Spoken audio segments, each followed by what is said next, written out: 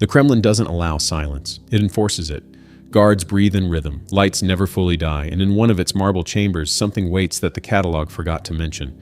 I wasn't supposed to touch it, but the guard had turned away for a moment. Against walls adorned with scepters of czars and the jeweled thrones of absolute power, there stands an object no visitor is meant to notice. It does not glitter, it does not demand attention. Half hidden, unlisted, pressed against cold stone as if ashamed of its own existence. A dark copper sphere, dated 1746, belonging once to Empress Elizabeth of Russia, officially labeled decorative globe. But on its tarnished surface, engraved with flawless precision in Latin, lies something that should not exist. A world map showing Great Tartary. Unknown continents, coastlines discovered a century too early. This object cannot be photographed. It is not listed in the museum app. It has no label. This is not decoration. This is encrypted knowledge. A picture of the world that radically differs from what modern history textbooks present. And something wants it to remain forgotten. Every letter is Latin, not Russian, not imperial. Latin, the dead language of living secrets. In every database, the globe simply doesn't exist. At first glance, it appears to be an artfully crafted copper sphere, its surface pulsing with copper veins under the museum lights, a heart made of brass rings and ancient metal. However, its true value lies not in precious metals, but in the information engraved upon it. The surface of this artifact features a world map that includes a mysterious and vast state, Great Tartary. This fact alone is intriguing, as the complexity of creating such an object, unlike a paper map, makes it incredibly difficult to forge. Amidst the splendor of imperial treasures surrounded by gold, silver, and precious gems, this copper sphere stands almost unnoticed. It doesn't dazzle with brilliance or draw attention with lavish decoration. Its surface, covered with the noble patina of time, holds something far more valuable: encrypted knowledge. Every line, every letter on this globe is not just a drawing made with paint, but the result of the meticulous work of a master engraver who captured the geographical and political realities of his time in metal. This method of creation makes the artifact a nearly eternal testament, one that cannot be altered or rewritten without leaving crude traces. It is this durability and complexity that forces us to pay special attention to what it depicts. The guard whispers, "Do not rotate the sphere." If Great Tartary is shown on such a fundamental object created for the head of one of the greatest empires, it means that, for the contemporaries of Elizabeth Petrovna, this state was an undeniable reality. On the map, it appears not as a mythical land, but as a powerful nation with clearly defined borders, cities, and geographical features. This raises a question: what historical catastrophe or deliberate policy could have led to such a huge state being almost completely erased from the pages of official history, leaving behind only rare mentions on ancient maps? Adding to the mystery is the language used for all the inscriptions. It would seem that an object intended for a Russian empress should be in Russian. However, all the toponyms, the names of oceans, seas, countries, and cities, are in Latin with occasional traces of Italian or Spanish. The Pacific Ocean is called Mare Pacificum, the Indian Ocean, Mar di India. Why was an artifact created for the Russian autocrat in the languages of Europe and not in her native tongue? Perhaps this points to the source of knowledge used by the cartographers, or to the international nature of science at that time. Despite its historical significance, this artifact receives almost no attention. It is placed against a wall, making a full examination impossible. The wall behind it is a mirror we're not allowed to look into. Surprisingly, neither the museum's official app nor the virtual tour of the armory chamber contains any information about this object. It is like a ghost. It exists physically, but is absent from the official descriptions of the exhibition. This veil of silence only strengthens the suspicion that something more is being hidden behind the ordinary display, and that the back, the side hidden from visitors, holds the key to the puzzle. The globe, or whatever it's called in the Kremlin, stands aside, leaning against a wall as if deliberately hidden from curious eyes. In a hall displaying crowns, scepters, and other symbols of unfading glory, this object seems like an exile. Visitors who come to admire the magnificence and luxury walk past it without stopping. And this is not just a curiosity, but possibly a deliberate decision. If the exhibit were displayed so that it could be walked around and viewed from all sides, it would be logical and proper from a museum standpoint. But it stands with only its front side turned to the viewer, as if hiding something on its other side, the one against the wall. Sometimes late at night, the night guard says it hums, a sound like metal breathing. The lack of official information is another equally intriguing detail. Attempts to find information about the globe of Elizabeth Petrovna, 1746, in the Moscow Kremlin's catalogs or online resources yield no results. There is no mention of it in the visitor app, which features all the main exhibits, nor in the virtual tour, where one would expect to find a comprehensive description of every item. Even when virtually walking through the second floor and approaching its location, you can see information plaques for other display cases, but the globe is not labeled or highlighted as an object for study. It seems to exist in a kind of blind spot of the official record, which is a paradox for a museum piece of this level and from such an important historical period. Meanwhile, the attendants who guard the exhibits actively prevent any attempt at a more detailed examination. A ban on photography and requests to step away from the object are standard reactions to heightened interest. In response to all inquiries about printed materials, booklets, or books containing detailed descriptions and high-quality images of the maps, visitors receive vague references to the website, where, as we've already established, there is no information. This creates an atmosphere as if the museum itself does not want to draw attention to this object, or even more suspiciously, does not have or does not want to release full information about it. Again, a whispered reminder, do not rotate the sphere. This behavior only deepens the intrigue. It is clear that behind the ordinary display lies something more than just an old globe. The true purpose of the artifact, its exact creators, and the circumstances of its appearance in the Russian Empire's treasury remain unclear. All this compels one to search for information not in official sources, but in completely external ones, to conduct a personal investigation to pull this object out of obscurity. And it is in this secrecy, this deliberate ignorance, that a clue lies. The answer to all questions, including the true nature of the object and the reason for the cartographic discrepancies, must be on that unseen side, pressed against the wall, which the museum so carefully hides from prying eyes. And yet, even on the visible part, when examined with a light that helps overcome the darkening of the copper engraving, details emerge that defy simple explanation. A study of the geographical names and the arrangement of the continents reveals astonishing inconsistencies with the knowledge considered standard for the 18th century.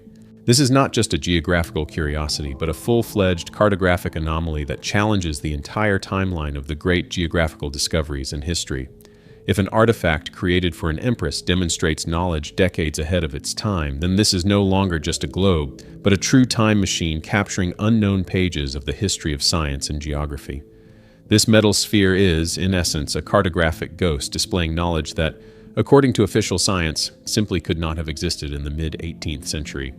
The most striking example is the outline of Sakhalin, labeled Ost-Saghalin on the globe. It is unmistakably separated from the mainland by a strait. However, the history of geographical exploration of this region tells a completely different story. As late as 1805, 60 years after this globe was made, the famous navigator Ivan Krusenstern, during his circumnavigation of the world, was unable to sail around Sakhalin and prove that it was an island. Doubts remained so strong that even after Japanese expeditions in 1808 confirmed Sakhalin's island status, many European and Russian maps continued to depict it as a peninsula connected to the mainland. The final word in this long-standing dispute was put by Gennady Nevelskoy only in 1849, when he discovered the strait that would later be named after him. A logical question arises: how did the masters who created the globe for Elizabeth Petrovna in 1746 have information that became known to world science only a century later? A random guess or a stroke of genius? Unlikely, given the precision and complexity of making such an artifact. This is not just a cartographer's error, it is knowledge that was a whole century ahead of its time. This suggests the existence of some alternative sources of information, maps or expeditions, evidence of which have not reached us or were deliberately concealed. No less puzzling is the coordinate system used on the globe. The prime meridian, labeled in Latin as Primus Meridianus, passes through Iceland, lightly touching the eastern coast of Greenland. This choice seems extremely strange for an artifact created in St. Petersburg. By that time, a war of the meridians was already underway in the world. Every major maritime power sought to draw the zero mark through its capital, or main observatory. For Great Britain, it was Greenwich. For France, Paris. In Russia, with the founding of the Pulkovo Observatory in 1839, its own Pulkovo Meridian was established. But even before that, it would have been logical to expect that, on a map intended for the Russian Empress, some significant object for the Russian Empire would be taken as the point of reference. The choice of Iceland deviates from this logic and indicates that the creators of the globe relied on a completely different cartographic tradition, unconnected with the British, French, or Russian scientific schools of that time.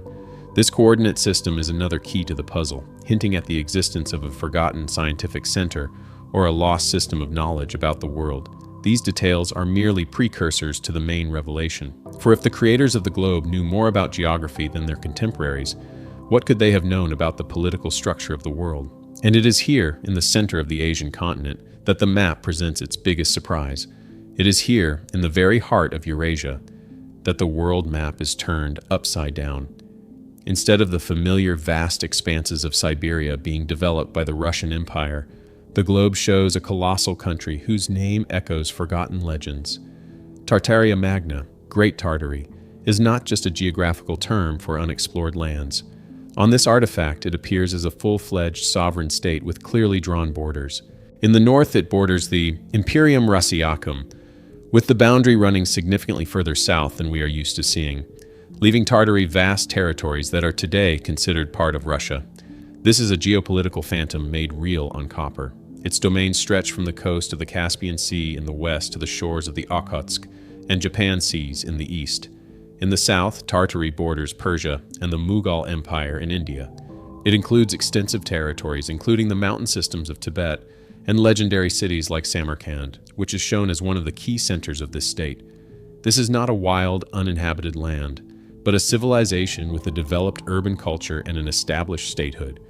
Moreover, the map shows a complex internal structure of this giant entity. In the east, adjacent to China, is Tartaria Chinensis, or Chinese Tartary. And here we find another astonishing discovery. The Great Wall of China on this map serves its original function. It is not an internal tourist attraction, but a real state border separating China from its powerful northern neighbor, Chinese Tartary.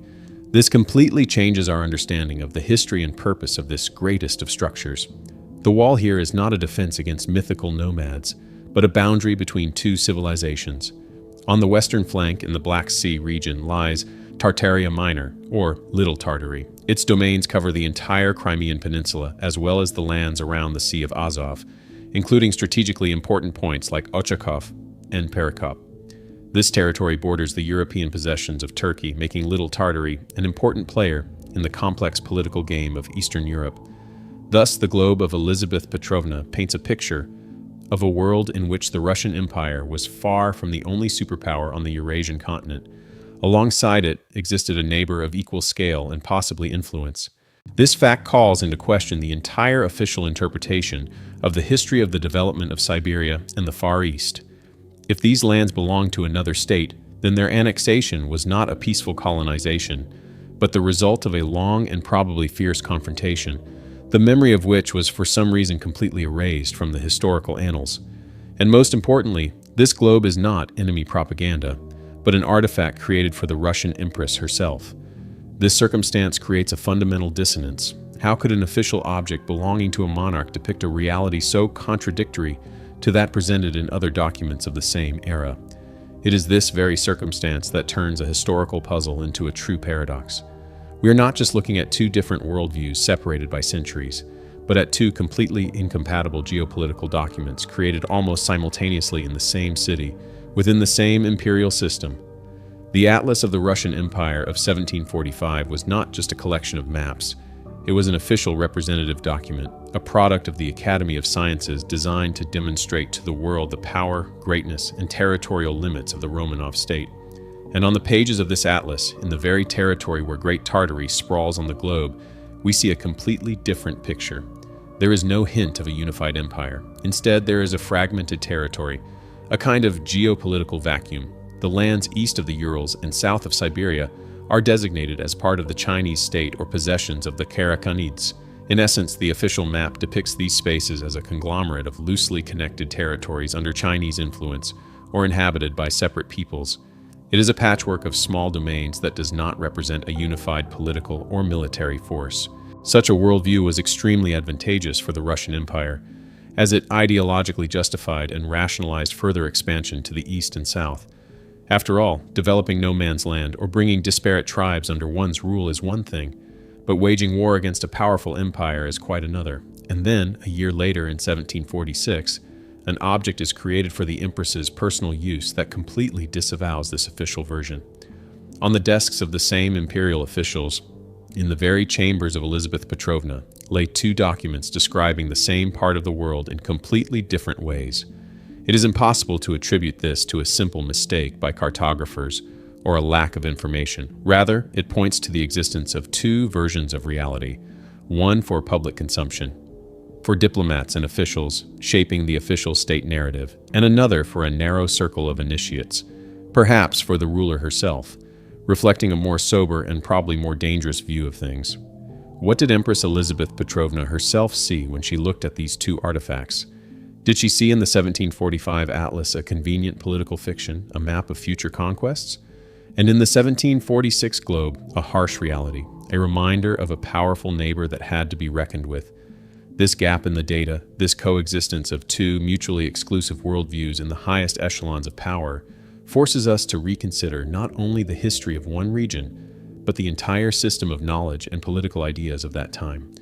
Perhaps the globe, made in Latin and using a non-Russian coordinate system, was based on some foreign, possibly more accurate intelligence data that diverged from the official position of St. Petersburg. This was not just a map, but a secret report cast in metal, and upon closer inspection, it becomes clear that Great Tartary is only the most noticeable, but far from the only strangeness on this amazing map, which offers an alternative view of the entire 18th century world. Great Tartary is just the tip of the iceberg, the most prominent anomaly in a world that seems to have existed in some parallel universe. One need only look away from the center of Eurasia, and a kaleidoscope of geographical and political puzzles unfolds. Let's move to the Far East. Here, Japan is presented not as a closed island nation as it is usually depicted during that period, but as a full-fledged continental power. The entire Korean peninsula, according to the engraving on the globe, is part of its possessions. This detail radically changes the balance of power in the region, presenting Japan as a much more aggressive and expansionist state than is commonly believed in the official history of that time. Moving further east into the vast expanses of the Pacific Ocean, we encounter a true geographical chimera. About halfway between Asia and America, there is a large archipelago labeled Arch S. Lazari, the archipelago of St. Lazarus. This is not a solitary island that can be dismissed as an error, but a whole scattering of islands comparable in size to the Philippines or the Japanese islands. However, on modern maps, this archipelago does not exist. It has vanished without a trace. What is it? A mythical land like Atlantis, the belief in which persisted among cartographers of the 18th century? Or was it a real landmass swallowed by the ocean as a result of some massive natural disaster? Its very presence on the map calls into question our understanding of the planet's geological stability. Let's cross the Pacific and find ourselves on the shores of the New World. Here, 30 years before the signing of the Declaration of Independence, there is no hint of the future birth of the United States of America. Instead, the vast territory of the East Coast is designated as New England, and to the south, the names of individual colonies are visible. Pennsylvania, Virginia. This is a world frozen in the colonial era, whose political future has not yet been determined. Mexico and a significant part of Central America are united under the name Hispaniola Nova, New Spain, emphasizing the unshakable nature of Spanish rule. The entire map of America is a mosaic of European possessions, a world without a superpower, which could have followed a completely different path of development. But perhaps the most astonishing discoveries await us in Africa. The north of the continent is occupied by a vast territory called Barbary. To the south, below it, lies Terra Negrita, or the land of the Negroes. However, the most surprising thing is the depiction of the Sahara Desert. On the globe, it is not a lifeless ocean of sand at all. Its territory is significantly smaller, and most importantly, it is crisscrossed by numerous rivers and lakes with cities marked on their banks. This image paints a picture of a much more humid and fertile climate in North Africa. This is not a desert, but a savanna suitable for life and agriculture. Either the planet's climate in the mid-18th century was radically different and the process of desertification was not yet so pronounced, or European knowledge of this region was so incorrect that it allowed them to draw rivers where for centuries there had only been sand. Each continent on this globe holds its own secret, its own alternative history. This is not just a map with isolated inaccuracies. It is a snapshot of a completely different reality captured in metal, a world where giant empires exist, later erased from the maps, where ghost islands rise above the ocean and deserts bloom. Looking at this accumulation of contradictions, one can't help but wonder, what really is this object? Perhaps it is not a map in the usual sense. Maybe its true purpose is the key that will unlock the secret of its strange content. And the answer to this question, as it turns out, has been right in front of us all along. The solution to this cascade of mysteries, it turns out, was hidden in plain sight, yet simultaneously out of reach. Behind the very surface that is so carefully hidden from visitors lies the key to the cipher. The moment comes. The guard's back turns. My hand reaches toward the copper sphere. I remember the whispered warning, do not rotate the sphere. But I do it anyway. The metal is cold, almost alive, and on the back of the sphere, directly beneath a relief image of the double-headed eagle, a clear and unambiguous inscription is engraved. First in Russian, in the solemn style of the 18th century, it proclaims, "To Her Imperial Majesty, the Most August Empress, Elizabeth Petrovna, autocrat of all Russia, patroness of the arts and sciences, these universal sundials are presented, St. Petersburg, 1746. And below, to solidify its status and ensure clarity within the international scientific community of the time, the same text follows in Latin. This one phrase, universal sundials, turns everything on its head. This is not a globe, or rather it is not just a globe. What we have here is not a static model of the planet intended for studying geography, but a highly complex and, for its era, high-tech instrument. It is a dynamic machine, an astronomical calculator designed to determine the time by the sun at any point in the world and possibly to solve other navigational and astronomical problems.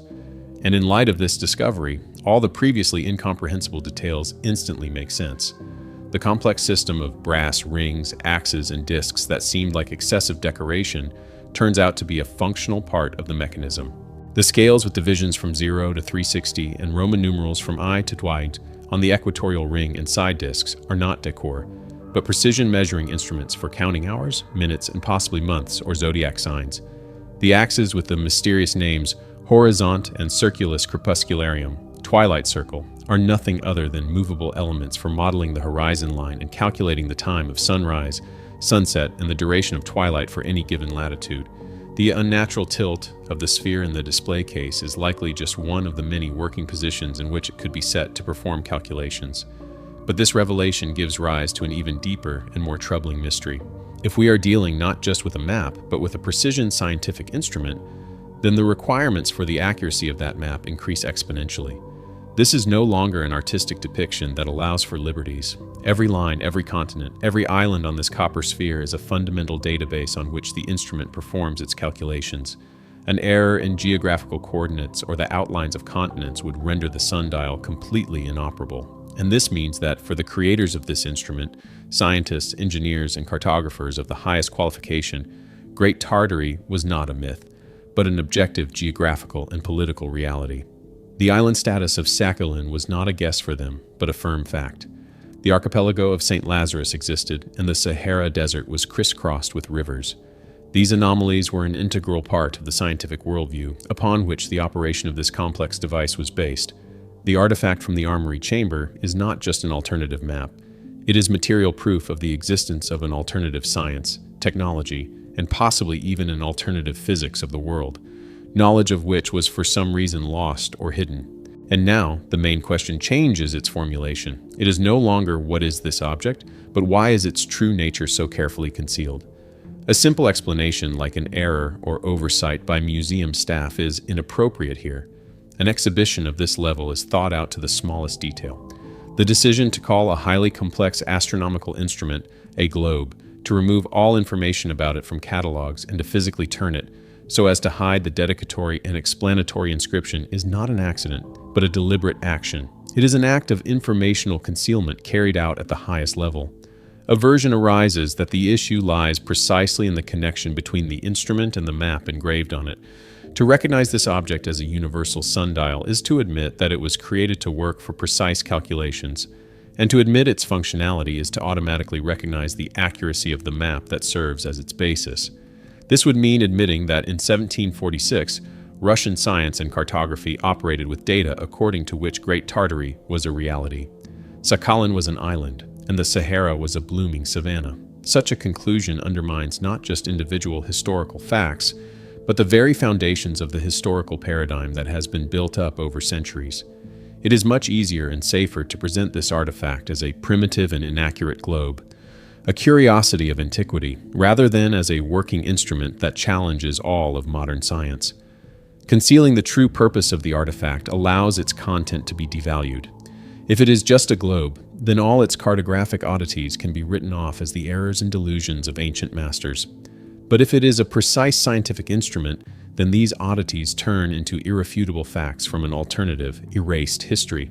The history of this object inevitably leads us to the figure of its possible creator, the master Isaac Bruckner, who made similar complex mechanisms for Elizabeth's predecessor, Empress Anna Ivanovna. It is interesting that earlier device was made entirely in Russian, which makes the Latin on Elizabeth's globe even more mysterious. The figure of Bruckner himself and his school of masters is also shrouded in mystery. Where did they get their knowledge? What sources did they rely on when creating their incredible instruments? Their works testify to the existence in 18th century Russia of a powerful scientific and technological potential that, it seems, was subsequently either forgotten or deliberately consigned to oblivion. Thus, the artifact from the armory chamber is not just a mystery. It is a piece of evidence in the case of the greatest historical falsification. It testifies not only to the existence of a vanished empire, but also to a lost level of scientific knowledge. The concealment of its true nature is an attempt to hide the very fact of the existence of another history, another world where geography, politics, and even climate were different. The copper sphere, modestly standing by the wall, ceases to be just a museum exhibit. It becomes a silent witness that holds the key to one of the greatest mysteries of our past. And the main question it leaves behind is not what exactly was hidden from us, but why. From the 16th to 18th centuries, hundreds of maps depicted a vast region in Asia labeled as Tartaria or Tartary. By the mid-19th century, however, this label had largely disappeared. These maps weren't just created by anyone. They were made by respected cartographers like Abraham Ortelius, the creator of the first true modern atlas. But where did Tartary go? Who were its inhabitants? And could this be traces of a lost empire? Historically, Tartary was a term used by Western Europeans to describe the expansive and largely unexplored regions of Central and Northern Asia. It encompassed areas inhabited by diverse nomadic tribes, collectively referred to as Tartars. The term wasn't indicative of a unified empire, but rather a catch-all for the vast unknown territories beyond the familiar European world. However, some theorists propose that these maps are evidence of a once great civilization, Tartaria, that has been deliberately erased from history. They argue that the consistent depiction of Tartary across various maps suggests the existence of a significant and influential empire. But mainstream historians contend that the term was a reflection of European ignorance about the region's complexities, rather than proof of a lost empire. Later maps held onto the label Tartary, but the wider variety of information sources available to European cartographers by this time meant that their maps were more refined. Many maps from the 18th century include multiple regions designated as Tartary, often with a modifier, each of which occupied a more defined area than the Tartary of 16th century maps. This 18th century British map of modern Asia includes two Tartaries: Western Tartary, extending from the Caspian Sea to Tibet and parts north, and Chinese Tartary, encompassing Manchuria, Mongolia, and parts of northern China. Much of North Asia, having now been incorporated into the Russian Empire, has been given the label Siberia. Tartary continued to appear on European and American maps until the late 19th century. The term is absent from an 1885 map of Central Asia. Instead, areas previously labeled as Tartary are now Turkestan, Mongolia, or Manchuria, or identified politically as part of the Russian or Chinese empires. No modern nation-state has taken the term Tartary as part of its name, and it does not appear on modern maps. While Tatarstan can still be found, any map which includes Tartary is surely showing its age.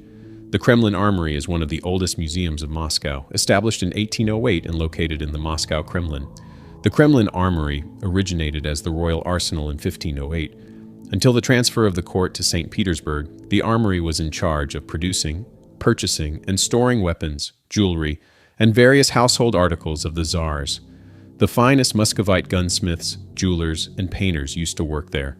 In 1700, the armory was enriched with the treasures of the golden and silver chambers of the Russian Tsars. Alexander Darsh of Russia nominated the armory as the first public museum in Moscow in 1806, but the collections were not open to the public until 7 years later. After the Bolshevik Revolution, the armory collection was enriched with treasures taken from the Patriarch's sacristy Kremlin cathedrals, monasteries, and private collections. Some of these have been sold abroad on behest of Stalin in the 1930s. In 1960, the armory became the official museum of the Kremlin. The current armory building was erected in 1844-1851 by the imperial architect Konstantin Thon. Nowadays, the Kremlin Armory is home to the Russian Diamond Fund. It boasts unique collections of the Russian, Western European, and Eastern applied arts, spanning the period from the 5th to the 20th centuries. Restructuring the activity of the Kremlin workshops and treasuries, the Russian rulers sought not only to preserve but also to increase the collections accumulated over many centuries. In 1709, on the order of Peter III, the booty of war from the Lesnaya and Poltava battlefields, where the Russians fought the Swedes, was sent to the Moscow Kremlin. As early as the 18th century, the first attempts were undertaken to make some collections available for public viewing. In 1718, on the edict of Tsar Peter I, the Kremlin's antiquities, crowns, bejeweled neckpieces, globes, scepters, jewelry, and out-of-use royal ceremonial costumes were for the first time put on display. Efforts to showcase the treasures and to decorate the interior continued during the reign of the empresses Anna Ivanovna and Elizaveta Petrovna. Catherine II ordered the manufacturing of new altar wardrobes for coronation dresses and cases for storing the ancient state regalia. Elizabeth, or Elizaveta Petrovna, was Empress of Russia from 1741 until her death in 1762. She remains one of the most popular Russian monarchs because of her decision to not execute a single person during her reign, her numerous construction projects, and her strong opposition to Prussian policies. The edict issued by the Commission for the Coronation of Empress Elizaveta Petrovna on April 16, 1742, mentioned a sword and a national banner, along with a crown. In March 1723, the Kremlin received a masquerade costume that Elizabeth had worn at a festivity in Moscow, celebrating the anniversary of the Nystad peace treaty. The royal decree issued by Anna Ivanovna on December 20, 1737, prescribed that sabers bejeweled and gold and silver trimmed, guns, horse harnesses, adornments made of diamond and other stones be sent to the chamber. These globes of 1601 are composed of a hollow wooden shell, over which have been pasted the 12 engraved gores. They are mounted on well-constructed bases of copper, from which rise the supports for the horizon circle, on the surface of which are the usual graduations, the calendar and zodiacal representations.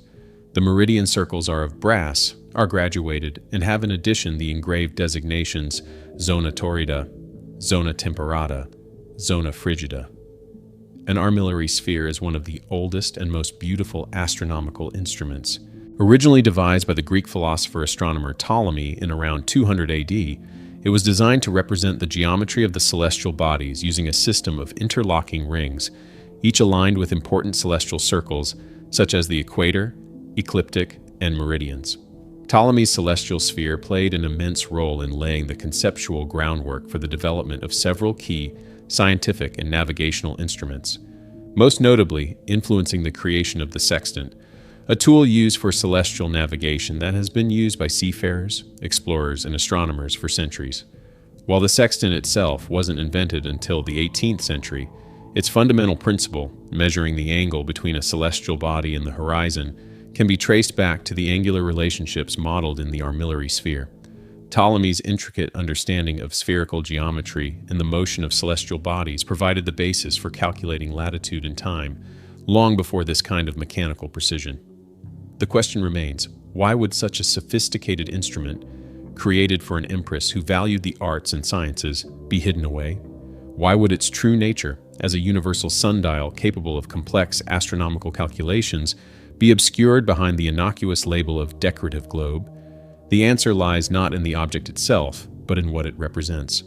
This is not merely a scientific instrument. It is a testament to a worldview that no longer fits the official narrative. A worldview in which Great Tartary was real, in which advanced cartographic knowledge existed a century before it should have, in which the geography, politics, and even the climate of the 18th century were fundamentally different from what we've been taught. To acknowledge the globe's true function is to acknowledge the validity of the map engraved upon it, and to acknowledge that map is to open Pandora's box, to question not just one artifact, but the entire edifice of accepted history. It would force us to ask, what else have we been told that isn't true? What other empires have been erased? What other knowledge has been suppressed? The concealment is not accidental. It is systematic, it is deliberate, and it points to something far larger than a single globe in a museum. The copper sphere stands silent against the wall. Visitors pass by without a second glance. Museum guards discourage closer inspection. Official catalogs say nothing. The virtual tour skips over it entirely, yet it persists. A ghost in plain sight, a witness that refuses to be silenced. Deep in the armory chamber of the Moscow Kremlin, surrounded by the glittering symbols of empire, crowns, scepters, jeweled thrones, this dark, tarnished sphere holds a secret that power would prefer remain buried. But secrets have a way of surfacing, especially when they're carved in metal, when they're too complex to be easily dismissed, when they're precise enough to function as scientific instruments.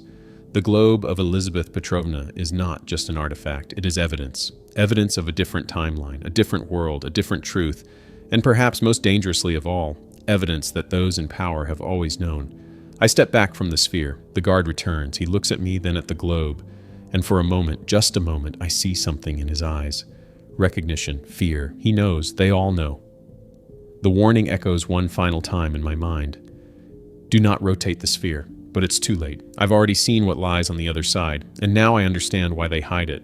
So we're left with one final haunting question. If they've hidden this, what else lies just beyond our sight, pressed against walls we're not meant to look behind?